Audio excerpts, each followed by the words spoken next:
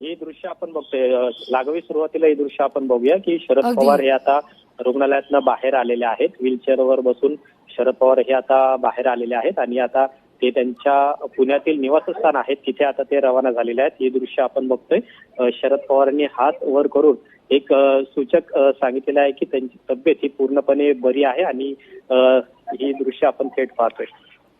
अगदी हात उंचावून या ठिकाणी प्रत्येक उपस्थितांना अभिवादन करण्यात आलेलं आहे आणि शरद पवार यांना रुबी हॉल क्लिनिक या रुग्णालयातून डिस्चार्ज आता मिळतोय. ही थेट दृश्य आपण या क्षणी पाहतोय अमोल. त्यानंतर पवार यांचा ताफा नेमक्या कोणत्या दिशेनं निघेल? बारामतीतच काही काळ पवार विश्रांती घेतील की मुंबई गाठतील?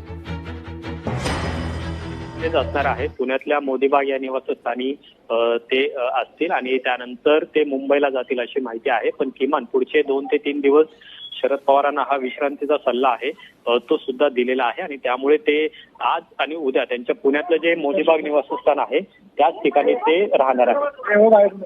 अगदी आपण पाहतोय या ठिकाणी खासदार सुप्रिया सुळे स्वतः उपस्थित जातीनं या सगळ्याकडे लक्ष देत आहेत. प्रत्येकाची या ठिकाणी विशेषत्वानं काळजी आणि खबरदारी बाळगली